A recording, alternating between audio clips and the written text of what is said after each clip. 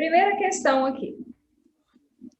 O que difere um mapa de outras formas de representação, como o croquis e uma fotografia? Bem, o mapa, a gente sabe que ele tem uma visão de cima para baixo, né? O mapa ele quer representar a superfície, né? Algo plano. Então, ele não quer mostrar no caso, assim, tem um mapa que mostra as altitudes, tudo, mas geralmente ele é essa visão, né? De cima para baixo. A foto, não, ela já tem os planos da paisagem, né? Primeiro plano, segundo plano. E o croquis, ele é um desenho, geralmente é um desenho sem regras, é um desenho manual, pode representar a paisagem, pode até representar de forma plana, mas ele não segue regras, né? E a cartografia, ela segue regras, tá? Isso é o que diferencia bem o mapa dessas outras representações. Aí eu coloquei para vocês aqui, ó. Em um mapa, diferente do croquis e da fotografia, é uma representação feita em uma superfície plana, na qual o observador vê tudo, né, de cima para baixo e tem todo um rigor técnico para elaborar. As principais diferenças é a linguagem cartográfica, né, o ponto de vista vertical e a redução ou ampliação da área, né? Porque na cartografia a gente tem essa redução da área, geralmente a gente reduz, tá bom? Como a gente está gravando, depois vocês podem, se vocês quiserem corrigir direitinho, vocês podem pegar lá no YouTube, pausando para poder copiar.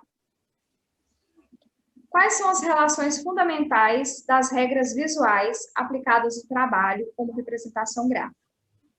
Então, como as representações, elas precisam de algumas regras, né, para a gente poder fazer a representação gráfica. Então, foram aplicadas algumas regras para essa representação.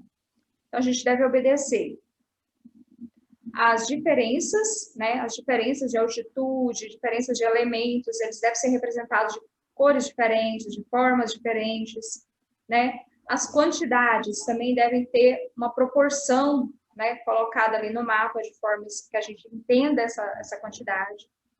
A ordem, né, dos elementos e o movimento que esses elementos têm. Tudo isso deve ser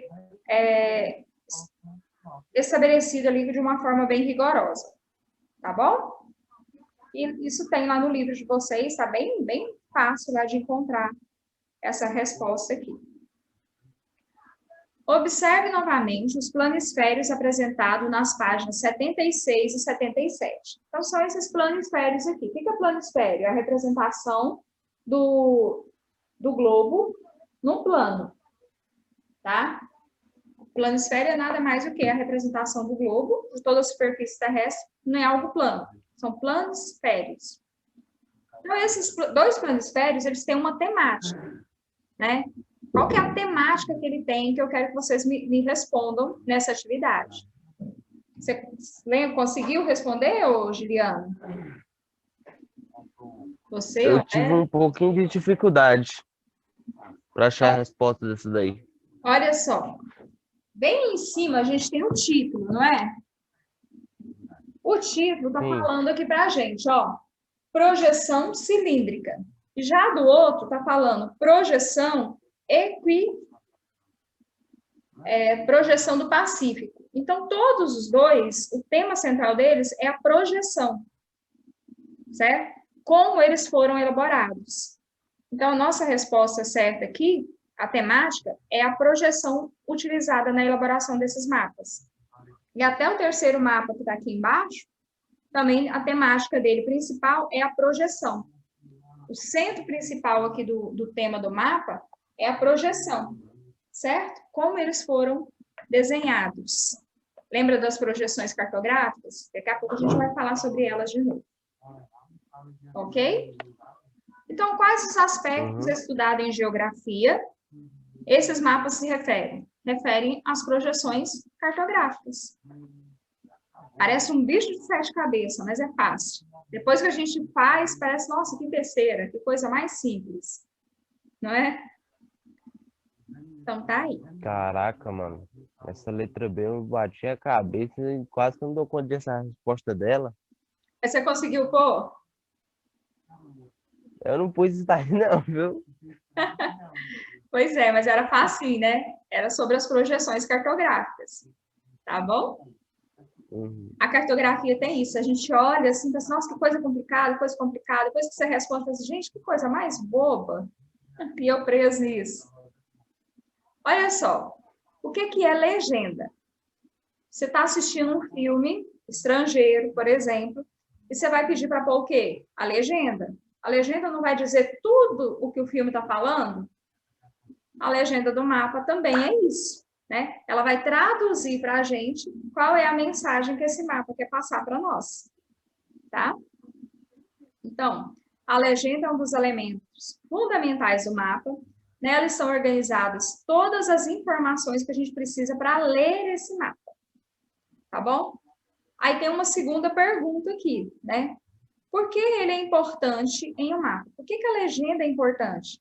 Porque ela traz todas as informações necessárias para a gente interpretar esse mapa, né? Por isso que ela é extremamente importante. Olha só que eu trouxe uma legenda para a gente ver, ó. Aqui a gente tem, que a gente vai visualizar no mapa, um pet shop, biblioteca, loja de jogos, e tudo tem uma representação. E cada um deles, né, tem a cor também exemplificada lá no mapa. Então, você olhou a legenda, você visualizou o mapa, você encontra o que você quiser.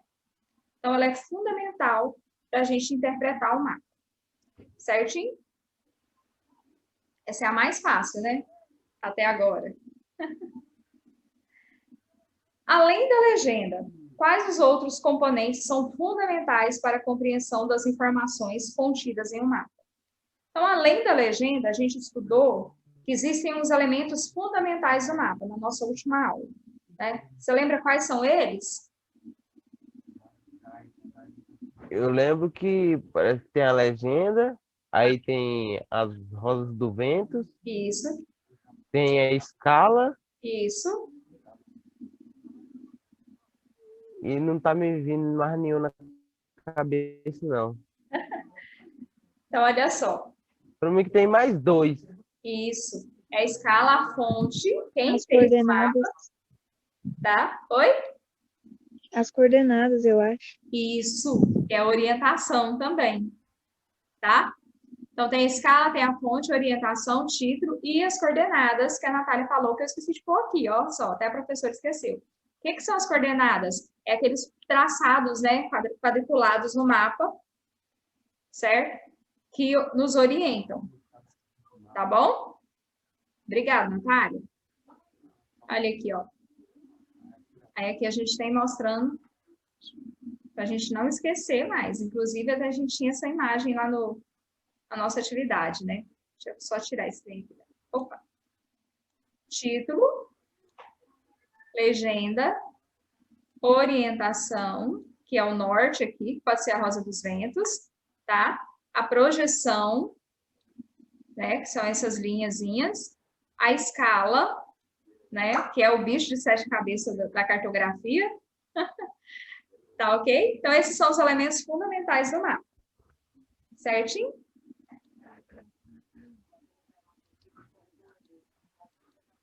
Vamos passar aqui. Sobre a escala dos mapas, responda. Então, o que indica o numerador da escala? Eu tenho o numerador e tenho o denominador, né? O que indica para mim na escala numérica o numerador? Quem sabe?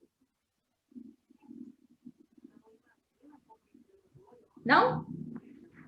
Olha só. Ele indica a medida no mapa, em geral em centímetros, tá? Então, tenho lá 1 para 100 mil centímetros. Esse 1, que é o primeiro, que está antes do pontinho, é o meu numerador. Ele indica para mim a proporção do mapa. Cada centímetro desse mapa equivale a 1000 centímetros na realidade, que é o denominador. Deixa eu colocar aqui para vocês visualizarem. Olha só. Esse aqui é o meu numerador.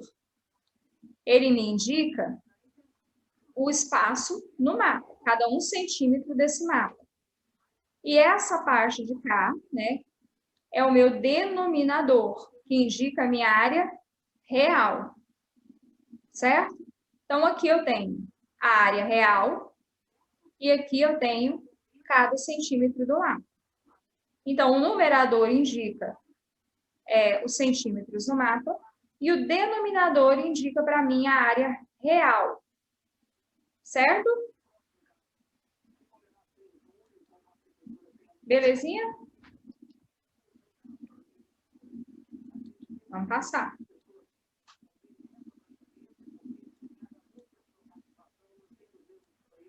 Estou querendo tirar um negócio da frente aqui, ele foi abrindo aqui.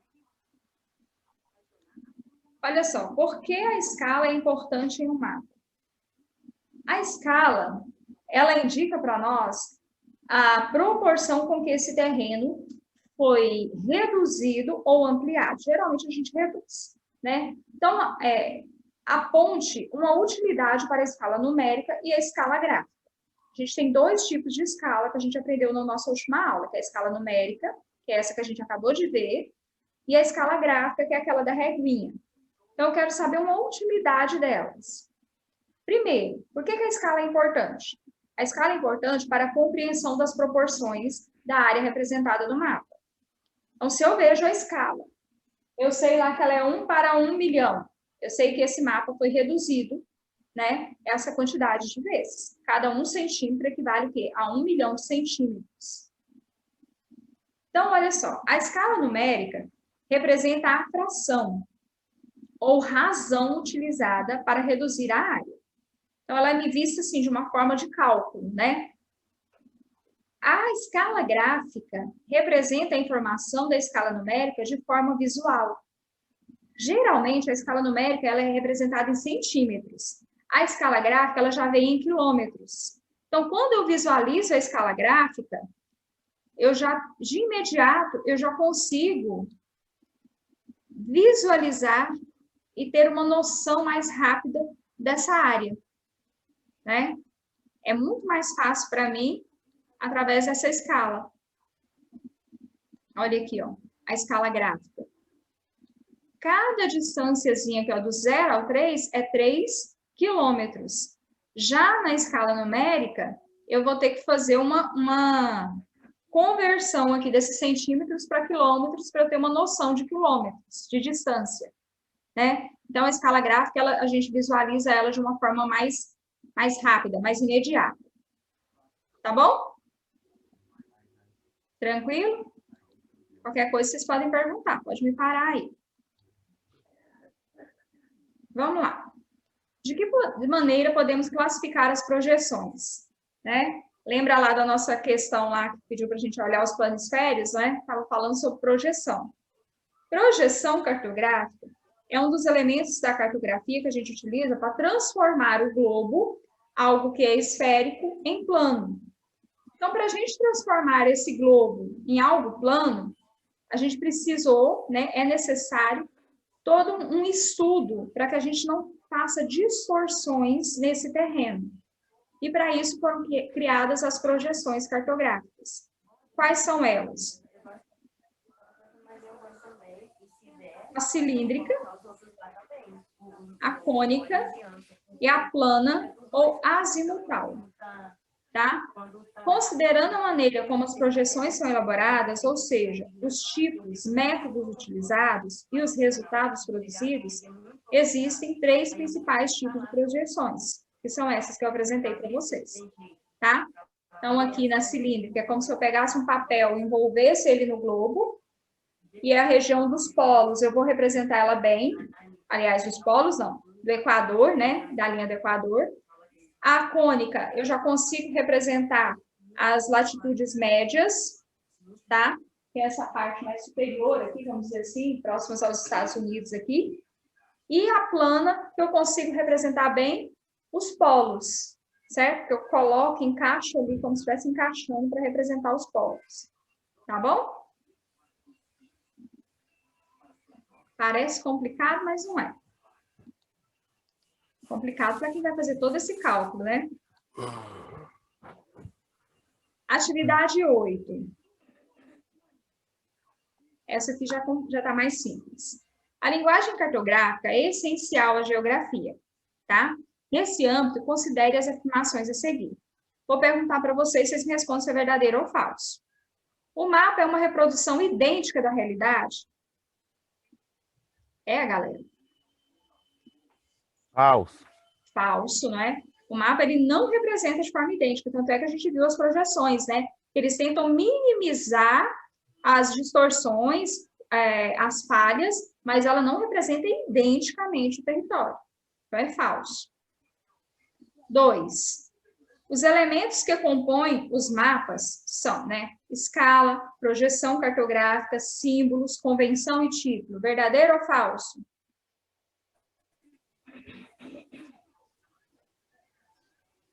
E aí, quem vai arriscar? Falso. Verdadeira. Tá certo? A escala, a projeção cartográfica, os símbolos que fazem parte da legenda, que são aqueles símbolozinhos que a gente viu lá naquele desenho da anterior, e a convenção e os títulos, tá? São elementos que tem no mapa. 3. A escala é a relação entre a distância ou o comprimento no mapa e a distância real correspondente à área mapeada. Verdadeiro ou falso?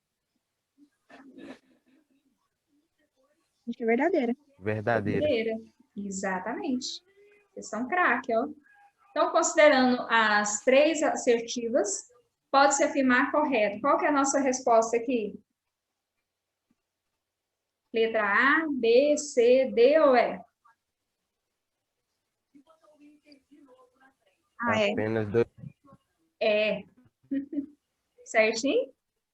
Ixi, travou. Já caiu a internet? Voltou. Vocês estão me ouvindo? Sim, agora eu tô ouvindo. Travou, né? Mas voltamos. Vamos torcer para não acabar. Vamos para 9. Leia o texto a seguir. Agora que o bicho pega, né? Essa daqui foi pesada, essa atividade. A cartografia é a área do conhecimento responsável pela elaboração e estudo dos mapas e representações cartográficas em geral, incluindo plantas, croquis, cartas gráficas. Tendo como base o seu conhecimento sobre representação cartográfica, classifique de acordo com verdadeiro, né, verdadeiro ou falso, a variação de escala. Então, vamos lá. Essa aqui foi daquelas, né? Deixa eu pegar até o negocinho aqui para a gente ver. Carta topográfica. A carta, gente, ela pode ser a carta topográfica, carta geográfica, carta cadastral. Então, existem vários tipos de cartas, certo? O que é a carta? É aquela representação como se fosse um mapa que utiliza bastante de altitudes, altimetria, e também utiliza bastante das coordenadas, tá? Então, a carta topográfica compreende as escalas médias situadas entre 1 para 25 mil e 1 para 250 mil centímetros. Contém detalhes planimétricos e altimétricos. Verdadeiro ou falso? O que vocês conseguiram achar aí?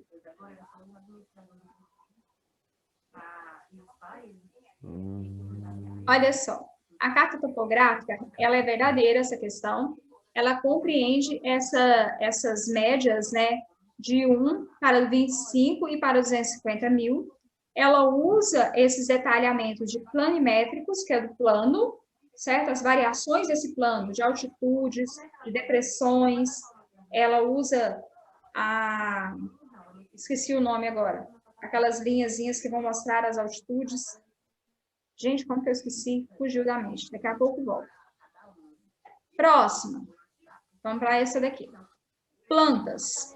Lembra das plantas? Que a gente desenha a casa ali, não é? Desenha uma rua. É a planta, quando eu faço esse desenho.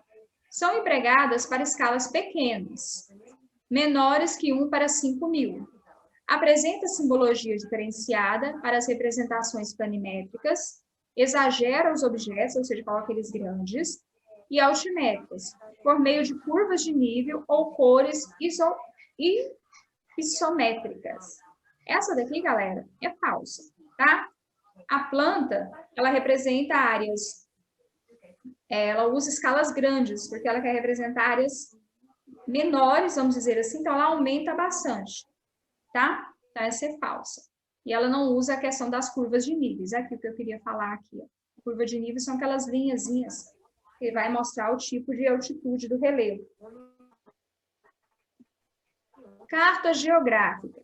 É a representação cartográfica utilizada para escalas muito grandes, maiores que 1 para 1 milhão.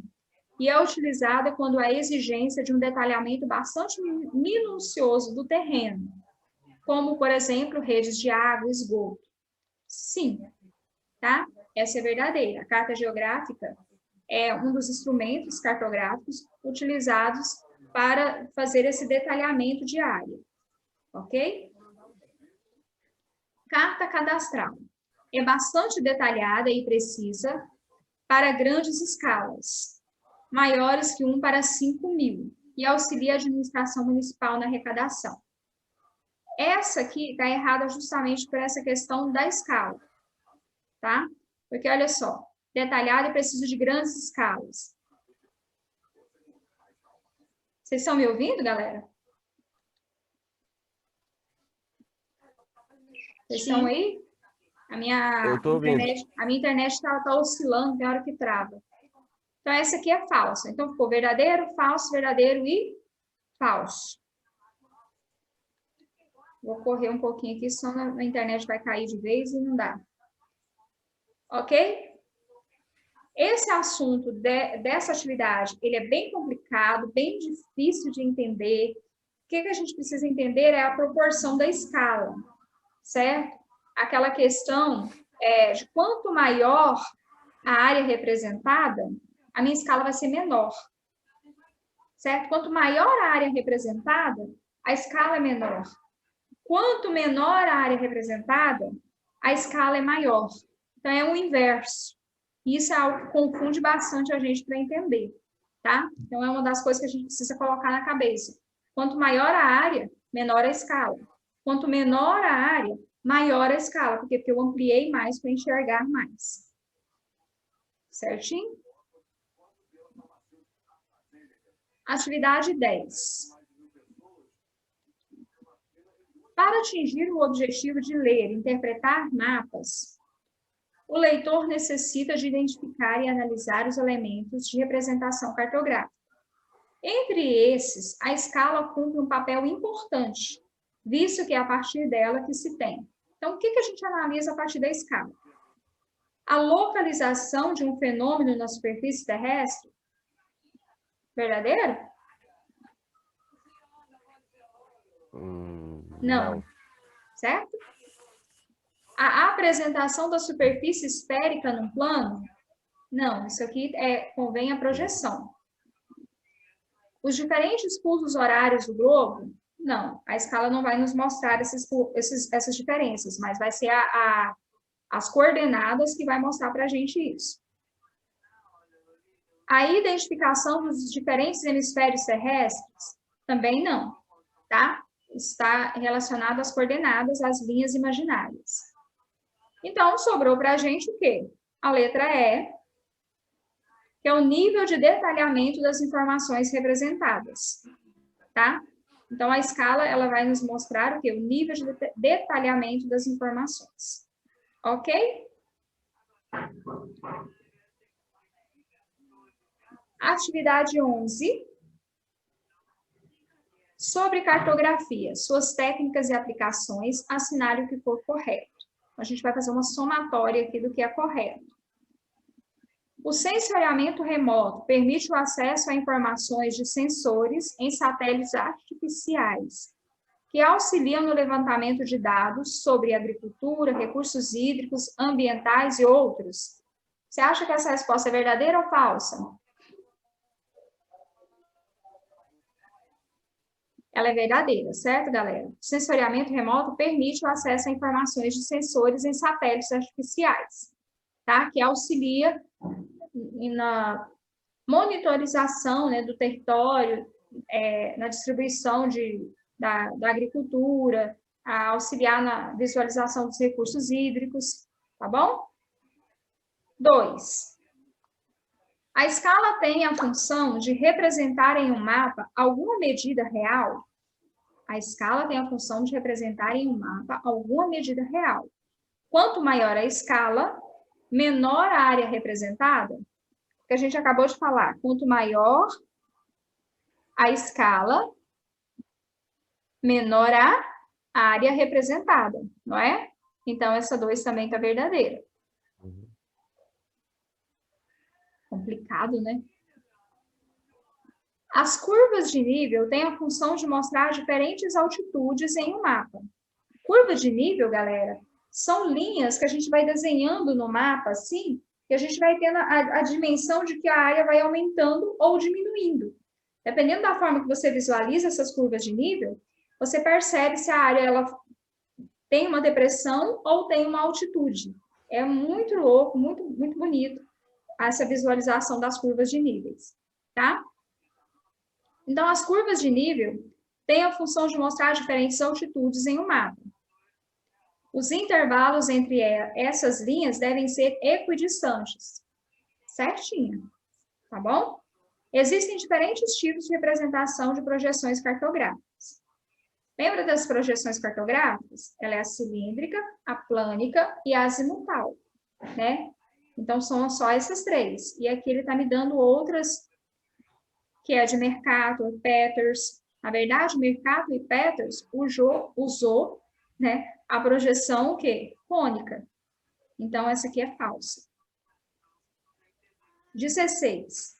O GPS, Sistema Posicional Global, depende exclusivamente de comunicação remota por torres-terra? Não. O GPS ele depende dos satélites artificiais, da visualização desse satélite, uma triangulação da imagem que vem do satélite e vai para a torre, certo? Para poder transmitir essa imagem para o nosso GPS, para o nosso celular, certo? Então, as certas, a nossa resposta certa é 1, 2 e 4, que vai fazer um total de quanto? 7. 7. Isso. Beleza? Revisãozinha rápida. Isso é muito importante que a gente coloque isso na cabeça. Quanto maior o denominador da escala, menor será a sua escala. Então, quanto maior o denominador, menor a escala. Certo? E quanto maior esse denominador, menor a escala, menos detalhes dessa área, porque eu vou representar uma área maior. Quando nos referimos a uma escala grande, significa que a carta possui grande número de detalhes. Quando a escala é grande, eu estou mostrando muitos detalhes, estou mostrando uma área menor. Quando a escala é pequena, eu mostro uma área maior, com menos detalhes. Como o planisfério do mundo. Eu mostro todo o mundo, mas eu não mostro detalhes. Se eu vou mostrar só o mapa de Santo Antônio, por exemplo, eu vou mostrar vários detalhes. A gente vai poder ver até ruas. Então, olha só. E quando a escala cartográfica é pequena, o mapa apresenta poucos detalhes. Tá? Quando a escala é grande, possui o quê? Muitos detalhes.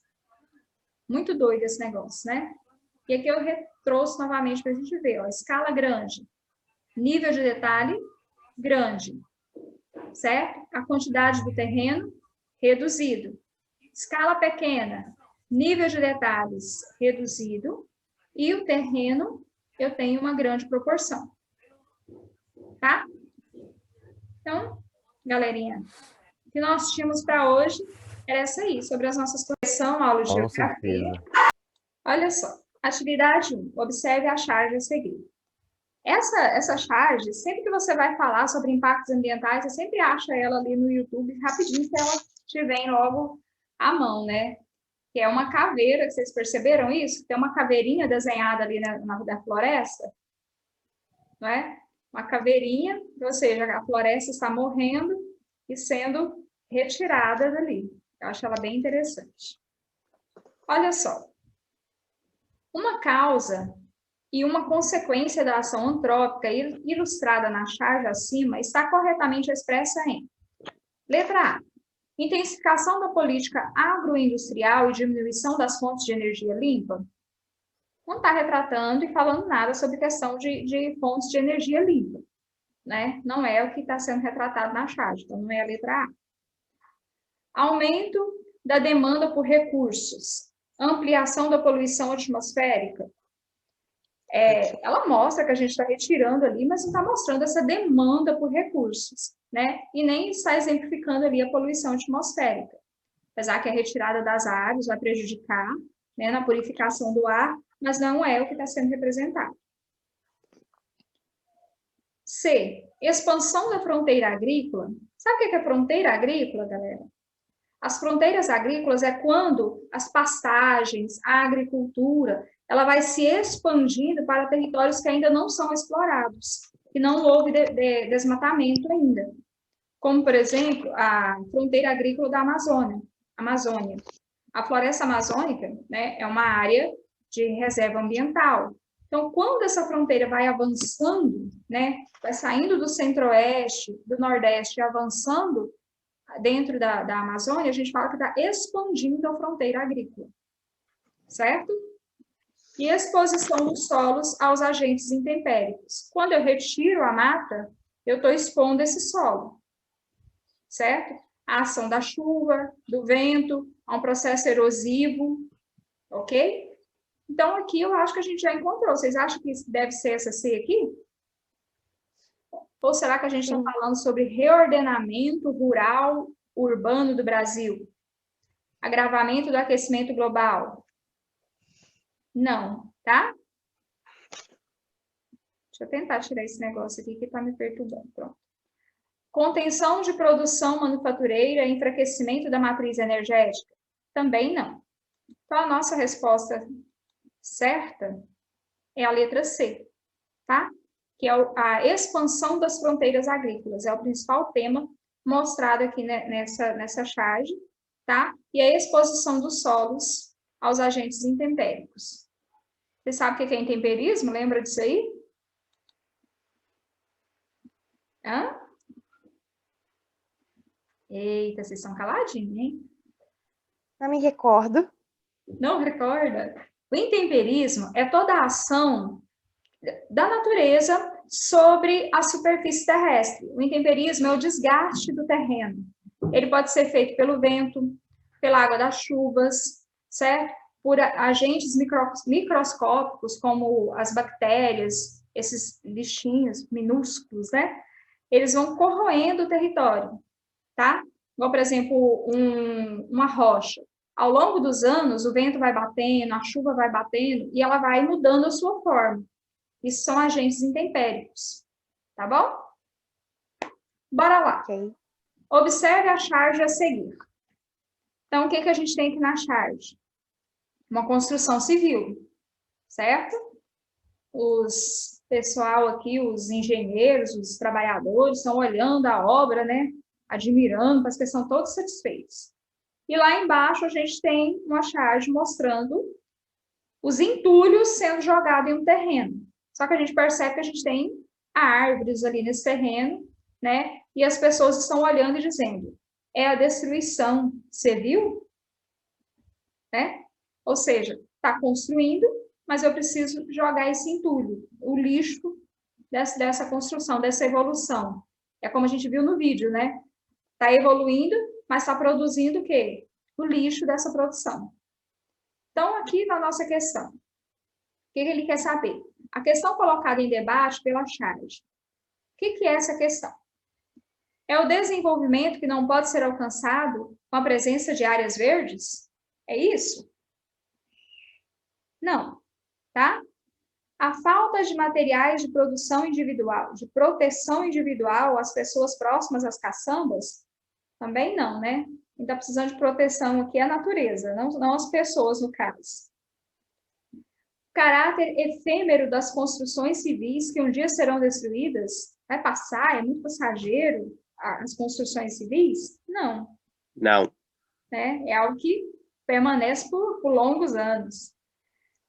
A situação precária dos trabalhadores ligada ao transporte de carga no Brasil?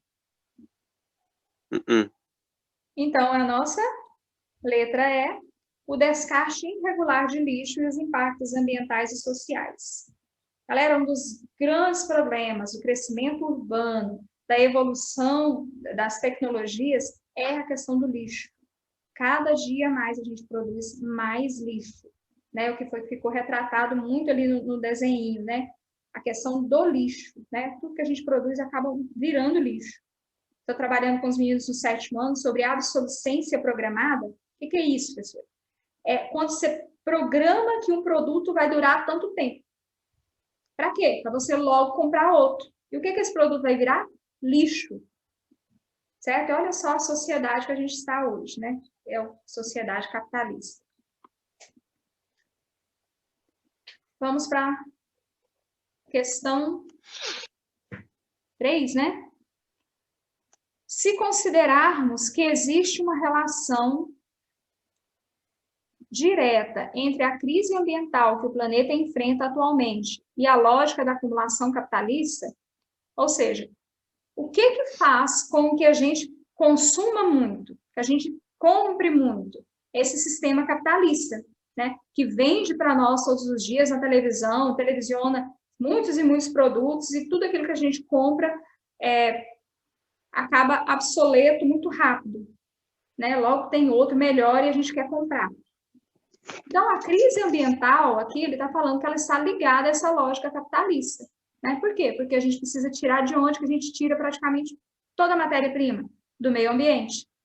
Certo? A gente retira do meio ambiente para produzir tudo aquilo que a gente tem na nossa casa. Praticamente tudo. É o seu móvel, o seu lápis, o seu caderno, a caneca que você bebe o café, né? O vidro, tudo é retirado da natureza. Todo material para construir a sua casa.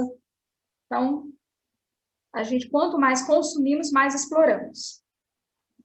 Qual das afirmações abaixo não justifica essa afirmativa? Né? Qual que não justifica essa relação entre a crise ambiental e o sistema capitalista? Letra A. As estruturas de poder que controlam o uso dos recursos naturais e do meio ambiente comum estão baseadas no cálculo econômico privado das empresas. Correto.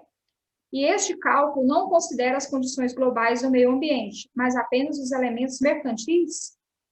O que vocês acham? Ué. Não. Bom, vamos ler mais umas para ver se a gente tira essa dúvida. Olha só, vivemos o risco de uma ruptura do equilíbrio ecológico do planeta pela incapacidade de os agentes econômicos se ajustarem às capacidades limitadas de suporte do meio ambiente. Essa aqui está certa, não está? Não. Eu acho que está. Está certa. Eu estou procurando a que não é certa. Então, não é essa. Ah, agora entendi esse trem. Existem dois fatores de extrema importância que atuam simultaneamente no sentido do agravamento da crise ambiental. Concentração crescente do controle sobre os recursos naturais e a privatização e uso do meio ambiente comum. Essa também não é a que a gente está procurando. A solução da crise ambiental passa pela democratização do controle sobre os recursos naturais e pela desprivatização do meio ambiente comum, de tal forma que o acesso aos recursos naturais expressa uma vivência democrática efetiva, ou seja, ele é de todos, certo? É do povo. Letra E. As proposições relativas à determinação de um elemento da sociedade por outro, como, por exemplo, a crise ambiental decorre da forma como se dá a exploração econômica. Sim. Não devem ser totalmente consideradas, pois há uma infinidade de outras causas não econômicas para a crise ambiental. Existe uma infinidade de outros problemas para a crise ambiental que não seja a exploração econômica? Oi. E aí, esse monte de pergunta confusa, quem não é? A letra E, tá? Quando ela fala aqui para a gente, ó, há uma infinidade de outras causas não econômicas. A principal causa dessa relação nociva, que a gente está falando aqui de capitalismo, né? A das principais causas é a exploração econômica. Então, ela está errada justamente por esse quesito aqui, por essa partezinha. Tá bom? Bora Tá certo. Leia o texto a seguir.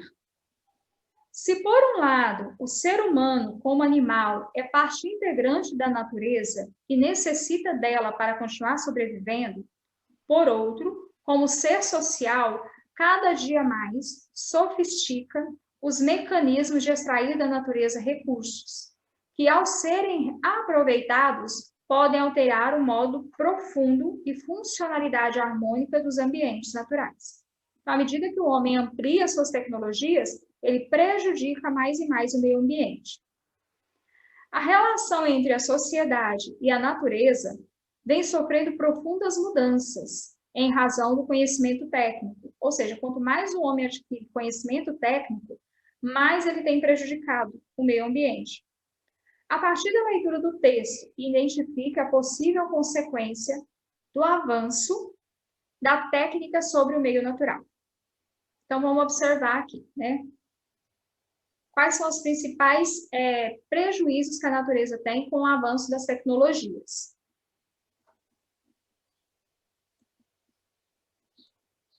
A sociedade aumentou o uso de insumos químicos, agrotóxicos, fertilizantes. Assim, há o risco de contaminação? Sim. Sim. Parece que é, não é? Vamos ver a próxima? O homem, a partir da evolução técnica, conseguiu explorar a natureza e difundir a harmonia na vida social? Não, né? É. As degradações produzidas pela exploração dos recursos naturais são reversíveis? É fácil de reverter toda essa exploração, todo esse prejuízo que a gente traz na natureza? Alguns podem ser reversíveis, mas não são todos, certo? Uhum. O que, de certa forma, possibilita a recriação da natureza. A natureza, nós temos árvores na Amazônia que são centenárias, que têm 300, 400 anos, que são retiradas. A gente vai conseguir repor isso facilmente? Fora o prejuízo que a gente tem no solo ali, o solo, quando ele fica exposto, ele vai sendo erodido, vai sofrendo o intemperismo e vai sendo desgastado, e para ele reflorescer novamente, é mais difícil. As mudanças provocadas pelas ações humanas sobre a natureza foram mínimas. Foram mínimas, gente? Foi. Enormes, né? As mudanças que nós causamos são enormes, não são pequenas. Nós mudamos o planeta drasticamente no período de 200 anos, aproximadamente 100 e 200 anos. O que nós trouxemos de prejuízo para o planeta é incalculável, tá? Então, ó, a nossa alternativa certa aqui é a letra A. A sociedade aumentou os insumos químicos, agrotóxicos e fertilizantes, e assim há o risco de contaminação. Com a evolução das tecnologias, nós tivemos mais o uso de agrotóxicos, mais o uso de produtos químicos nas nossas agriculturas para crescimento dessa produção. Tá bom? Bora lá, então. Tá bom. Atividade 5. Quem quer ler para mim? Cadê o voluntário? Ou voluntária? Crícia? Eu leio. Camille, vai lá. Mais de 90% dos municípios brasileiros sofrem com a ocorrência de impactos ambientais.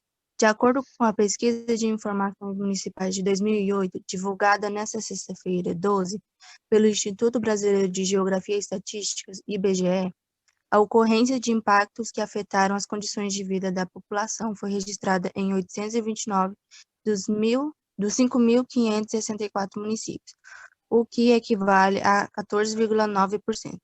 O problema é mais comum nas regiões Norte, 24,1% dos municípios, e Nordeste, 20,3% dos municípios. A região Sul é a que tem menos frequência desse registro, com 9,3%. Ou seja, aqui a gente está vendo os impactos que cada região vem sofrendo, né? Pelo desmatamento, pela devastação, os impactos ambientais. A gente sabe que, atualmente, a região Norte e Nordeste são onde está tendo o maior avanço das fronteiras agrícolas e dos impactos. A região Sul, Sudeste, são regiões que já tiveram esses impactos realizados no começo, né, no período da colonização.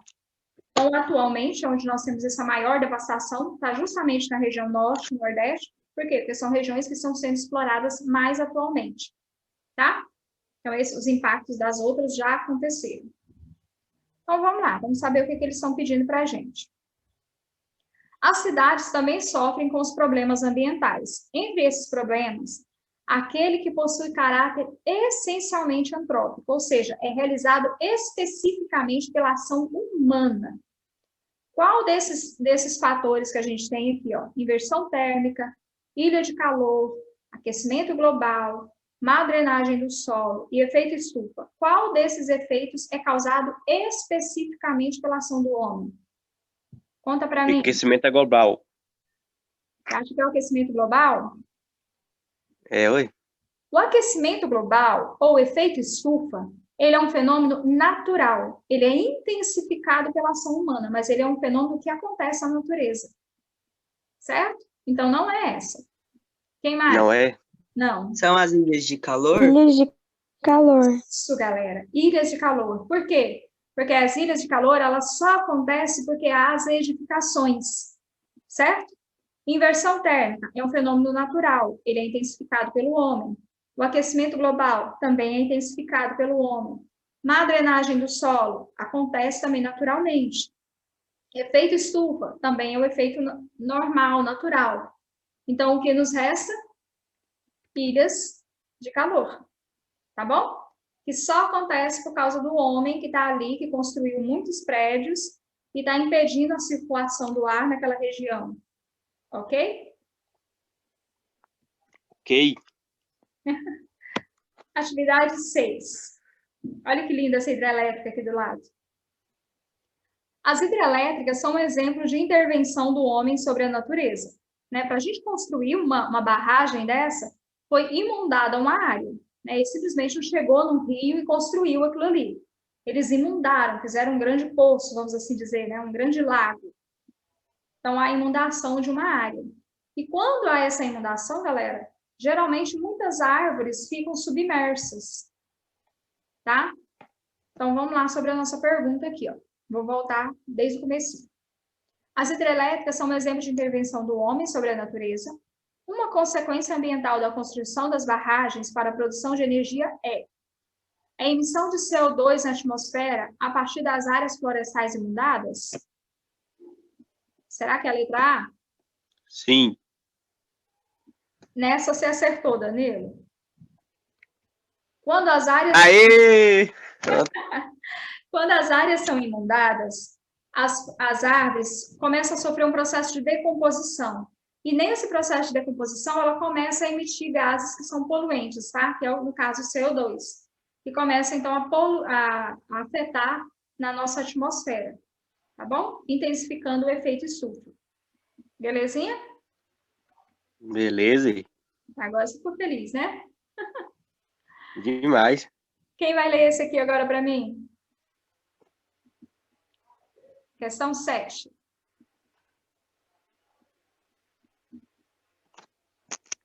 Meninas e meninos, cadê vocês? Não? Vou ler. Então lê, por favor, Ana. A questão ambiental deve ser compreendida como um produto de intervenção da sociedade sobre a natureza.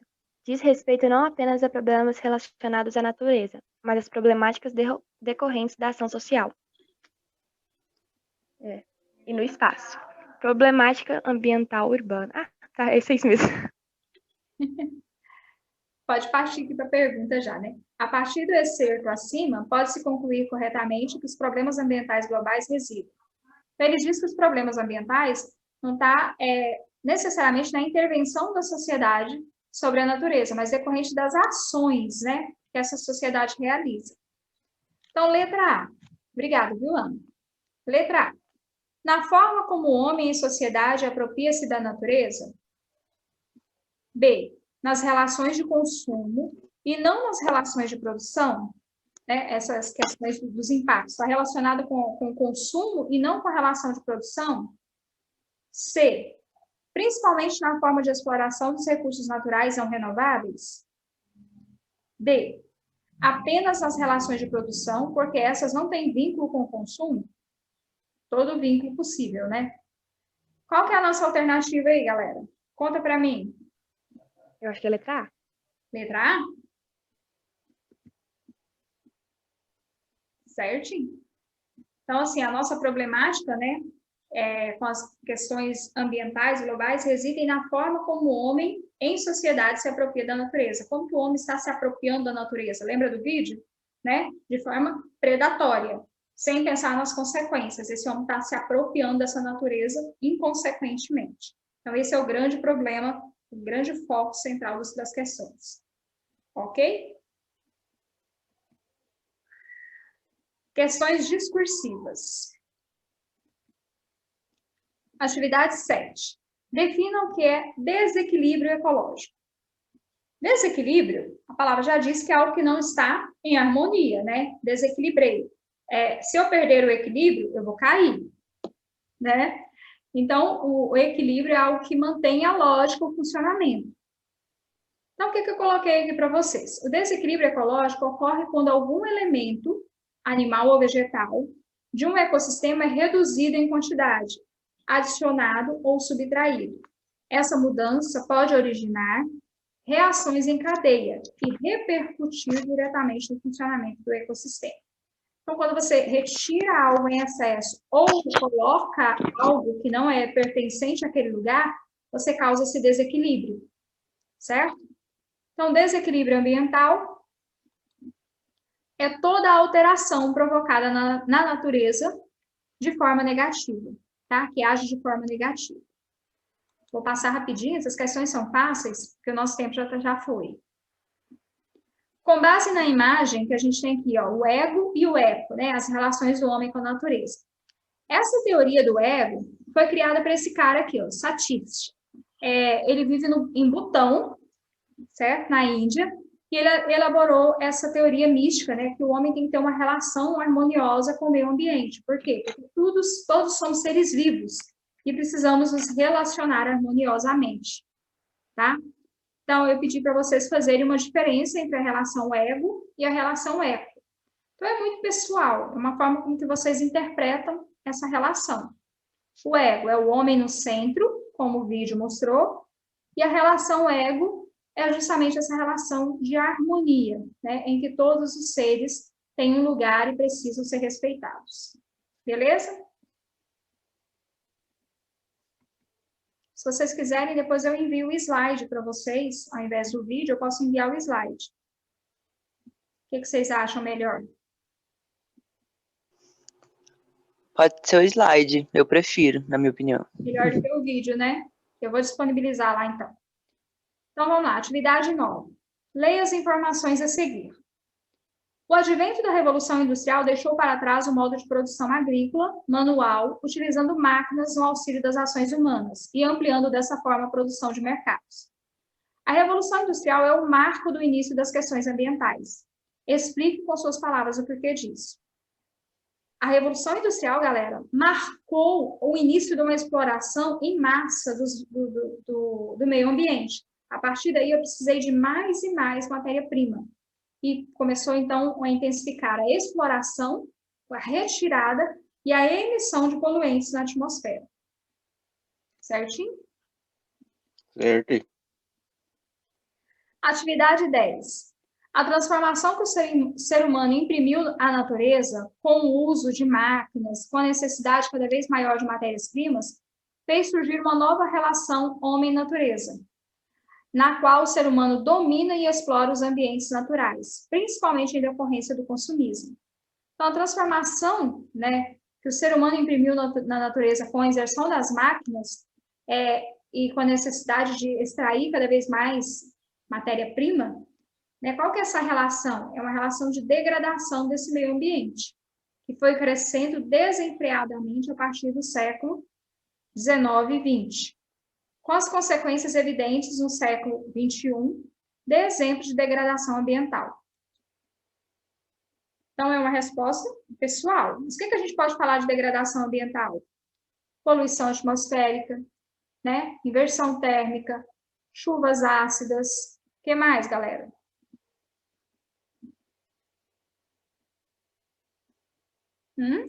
Contaminação das águas, né? Tem vários tipos que vocês podem colocar aí. Desenvolvimento sustentável. O que é isso? Basicamente, desenvolver sem prejudicar as gerações futuras. É um desenvolvimento, é uma consciência que tem sido propagada para que as populações mundiais, para que as indústrias, os governos, né, apliquem políticas públicas para impedir esse desenvolvimento desenfreado e pensar nas gerações futuras, tá? É uma política muito propagada, existem muitas empresas que têm selos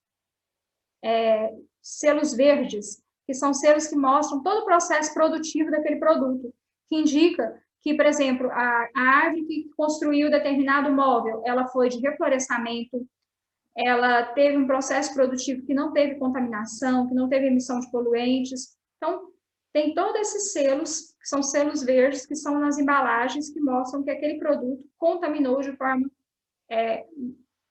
não contaminou ou contaminou de menor forma possível o meio ambiente.